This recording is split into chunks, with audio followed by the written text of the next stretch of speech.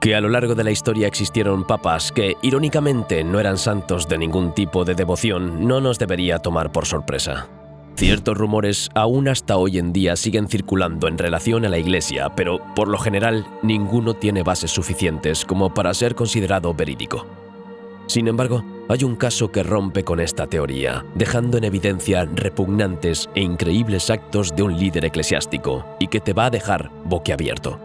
¿Estás preparado o preparada para conocer la historia del que fue en vida el peor papa de la Iglesia Católica? Quédate hasta el final para conocerla completa.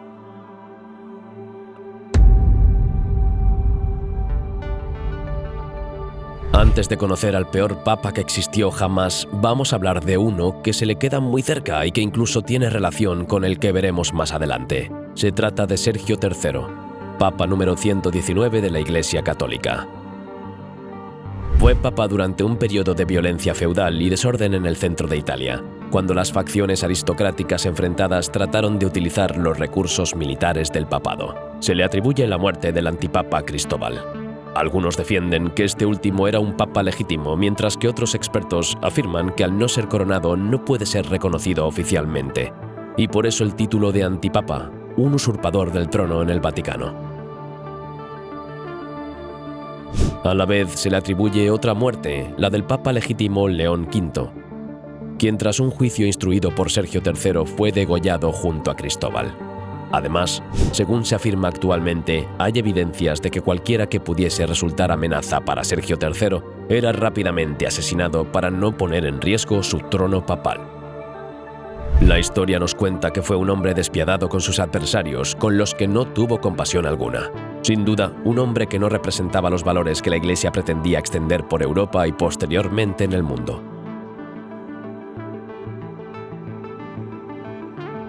Tuvo por amantes a la esposa del senador y jefe militar de Roma, Teofilacto I, y a su hija, una adolescente llamada Marozia, con quien engendró un hijo ilegítimo, nadie menos que el papa sucesor, Juan XI. El papa conoció a Marozia cuando ella tenía 15 años y él 45, y a los 17 años la dejó embarazada. Comenzaba así a perpetuarse el periodo papal conocido a través de la historia como pornocracia. Como veremos a continuación, este periodo continuó hasta encontrar a nuestro protagonista de hoy.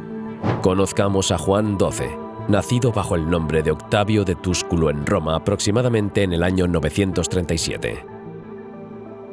Con su nula formación para este cargo, mostraba un desinterés por lo espiritual. Además, tenía una afición a los placeres mundanos y tenía una vida desenfrenada. Su objetivo como papa, lejos de inspirar a los creyentes, era proteger los estados papales. Fue el papa número 130 de la Iglesia Católica, impuesto por su padre, Alberico II, quien gobernaba la ciudad capital del imperio de forma ilegítima y lo hizo con tan solo 17 años de edad. Una característica que se volvió central en el papado de Juan fue la sexualidad. Era tal el deseo carnal del muchacho que se le conoce insecto con su madre, sus hermanas y su sobrina. Sin embargo, la explosión sexual de Juan llegó al morir su padre, porque allí llegó a tener en sus manos el poder eclesiástico y el poder político, lo cual acabó volviéndole loco. En el templo de San Pedro, Juan XII violó a varias peregrinas que no deseaban tener relaciones sexuales con él. ¡Wow! Posteriormente, para que no lo acusaran de ningún pecado, les hizo lujosos regalos. Si repasamos desde el principio los actos cometidos por Juan XII, no nos quedan adjetivos para describir semejantes hechos sexuales. Se cuenta que al poco tiempo de ser papa quiso visitar a su abuela, la poderosa Marozia, hija del papa Juan X, amante del papa Sergio III y madre del papa Juan XI, a la que Alberico II tenía presa primero en el castillo de Sant'Angelo y más tarde en el monasterio de Corsaurum, y que fue en el transcurso de la visita cuando tuvo relaciones sexuales con su propia abuela. Para entonces tenía ya 52 años. Según se teoriza, Marozia tenía intenciones de venganza hacia Alberico y creyó que podía obtenerla con el poder que le otorgaría ser la mano derecha del papa. Es importante hablar sobre Marozia. Fue una de las mujeres más influyentes de su época y el poder que ella tuvo muy pocas mujeres lo han tenido. Marozia se casó a los 17 años con Alberico I el Mayor, marqués de Camerino y duque de Spoleto. Este matrimonio se realizó estando Marozia embarazada de su relación con el Papa Sergio III, como vimos anteriormente. En el año 924, Alberico I y Marozia intentaron hacerse con el poder en Roma, enfrentándose al Papa Juan X, que los derrota, siendo Alberico I asesinado. Después del asesinato, el Papa Juan X le obligó a contemplar el cadáver apuñalado sin piedad y brutalmente deformado de su marido. Tuvo que huir de Roma en medio de acusaciones de vicio y pecados, por lo que fue depuesto de su cargo. Entre ellos estaban el homicidio, el sacrilegio y el incesto, y por estas mismas fue que a Juan XII se lo denominaba peyorativamente como el Papa fornicario. Como la mayoría de los adolescentes ricos y privilegiados, lo último en lo que pensaba eran los asuntos espirituales. Mucho más interesantes eran la bebida, el juego y las relaciones. Juan permitió la decadencia de Roma mientras utilizaba su riqueza para financiar sus extravagancias. Este apodo tiene una base importante en lo que se comentaba que pasaba en su residencia pontificia de Letrán. Se dice que en la misma se veían prostitutas y esclavos, con los que elaboraba todo tipo de fiestas sexuales que no se molestaba en ocultar.